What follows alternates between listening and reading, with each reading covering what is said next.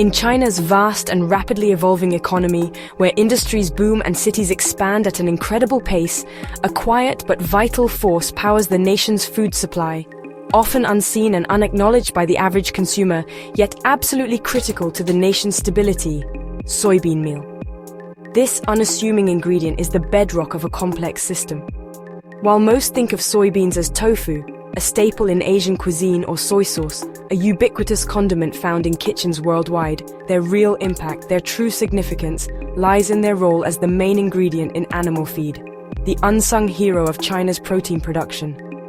Fueling China's massive appetite for pork, chicken, the preferred meats of a growing middle class, and eggs, a breakfast staple and a key ingredient in countless dishes. As meat demand soared with rising prosperity, driven by increasing incomes and changing dietary habits, soybean meal became as strategic as steel, a fundamental building block of the modern economy, essential for keeping food affordable, accessible, and society stable, preventing unrest and ensuring social harmony. China's farmlands, constrained by geography and urbanization, simply can't grow enough soybeans to meet this ever-increasing demand. So the country became the world's largest importer, a voracious consumer of soybeans from across the globe, linking its food security, its very ability to feed its people, to global markets and the complex web of international trade. This dependency is a double-edged sword, a precarious balance between abundance and vulnerability. It ensures a steady and reliable supply, at least in theory, but exposes China to global trade risks, geopolitical instability, and diplomatic tensions that can disrupt supply chains and threaten food security. Now, with shifting geopolitics, rising international competition, and a push for self-reliance, a national imperative to reduce dependence on foreign powers, China is rethinking its old habits, re-evaluating its strategies, and seeking new solutions to ensure its long-term food security.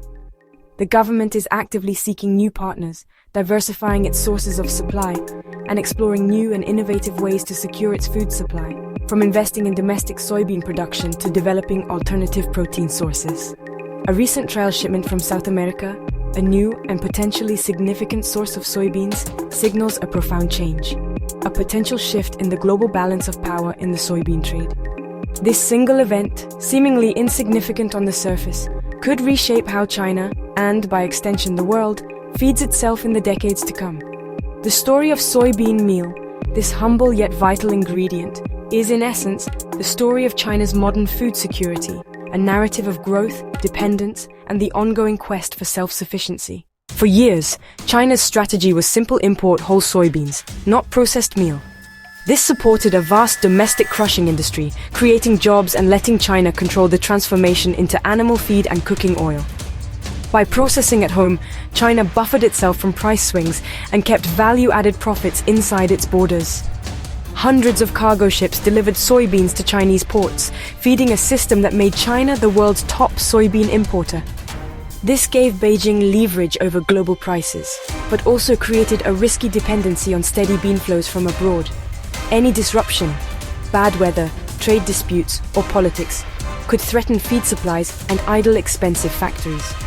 As global politics grew more turbulent, Chinese leaders began to question if this model was still secure.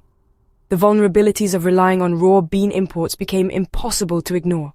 A new approach was needed to guarantee food security.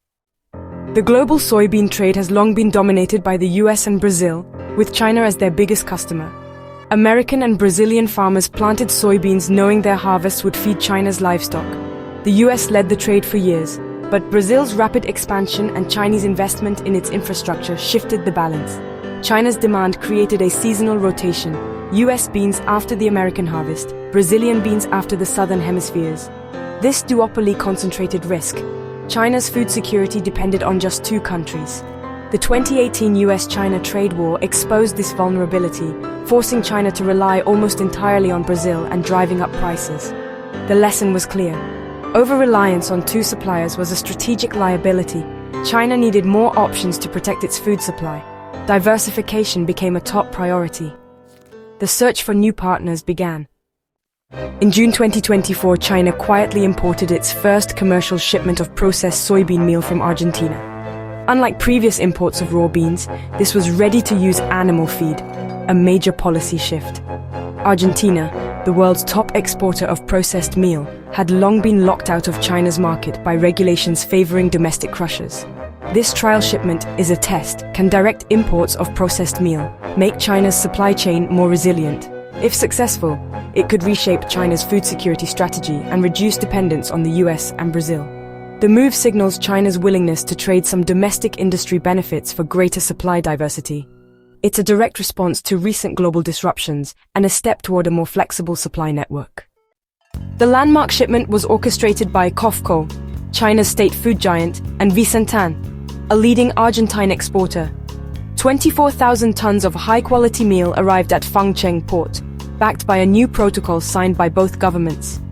For years, strict Chinese regulations kept Argentine meal out. This agreement changed that, opening the door for future trade. Chinese inspectors scrutinized the cargo for quality and safety. If it passed, larger imports could follow. For China, this is a strategic win, a new, politically independent source of animal feed.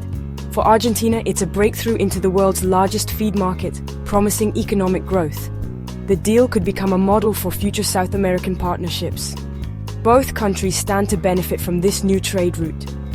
The world is watching to see if this experiment will scale. The timing of this Argentine shipment is no accident. It's a calculated move, deeply intertwined with global trade dynamics. It's a direct response to US-China trade tensions, a strategic play in the complex game of international commerce.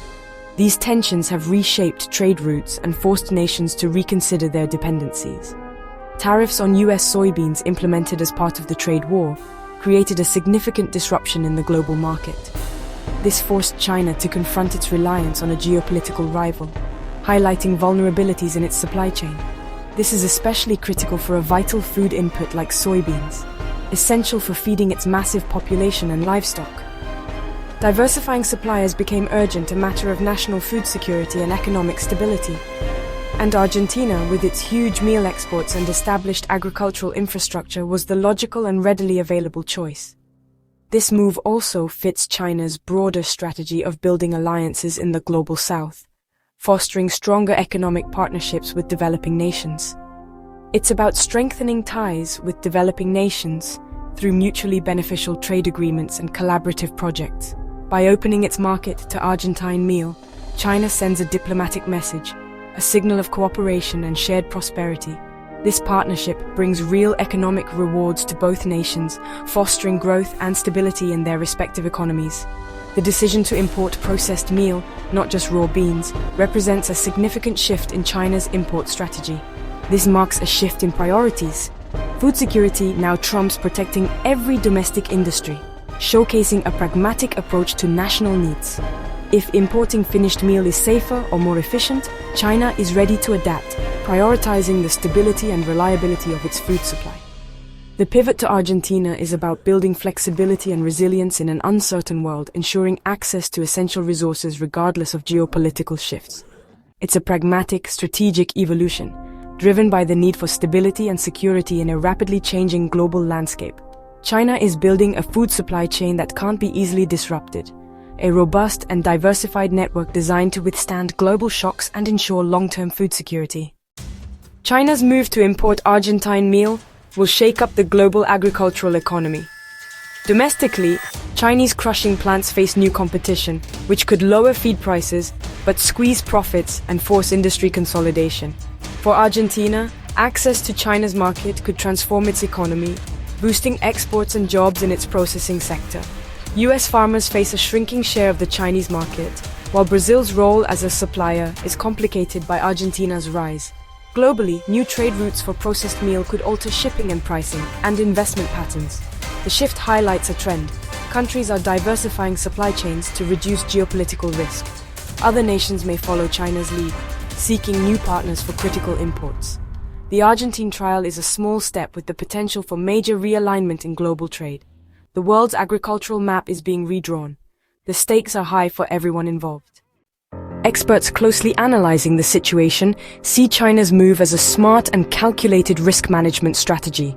They believe it's a proactive step to mitigate potential disruptions in their supply chain, ensuring a more stable and secure access to vital resources.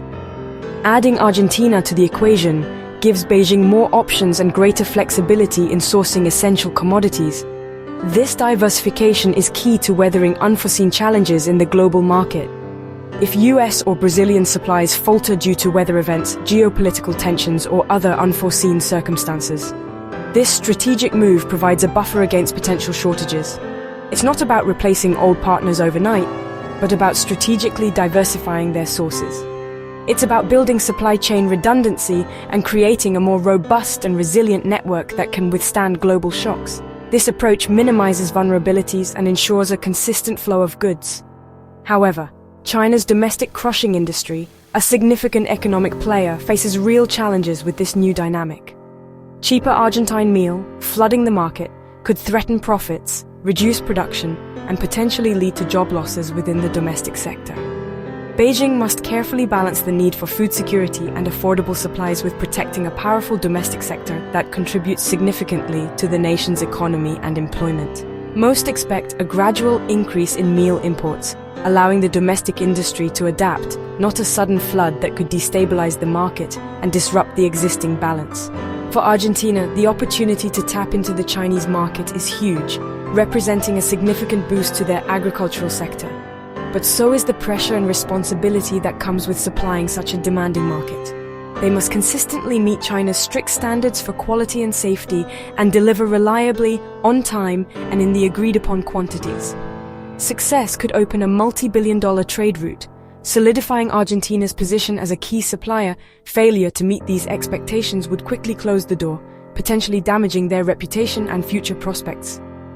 Globally, the trend is clear. Nations are re-evaluating their trade relationships and supply chain strategies. Supply chains are being redesigned for resilience, diversification, and security, not just efficiency and cost-effectiveness. Countries now ask, who can we trust in a crisis? Who will be a reliable partner when global disruptions occur? China's deal with Argentina is a textbook example of this new mindset, prioritizing security and diversification in a volatile world. The world is watching this partnership closely, eager to see if this experiment in diversifying supply chains becomes the new normal in international trade relations. This single shipment, therefore, reflects deeper changes in global trade, signaling a shift towards resilience and strategic partnerships. The future of China-Argentina soybean meal trade hinges on this trial's success. If the meal meets China's standards, regular imports and long-term contracts could follow, making Argentina a key pillar of China's food security. China would use Argentine meal as a strategic supplement, especially during supply disruptions. For Argentina, success means investment and growth. For China, it's a new tool for managing food security. Other countries may follow this model, diversifying suppliers and trading more processed goods. This shift could reshape global commerce, favoring nations with strong processing industries. The journey of this small shipment signals the end of an old era and the uncertain start of a new one. The world's food system is moving toward greater diversity, resilience, and multipolarity.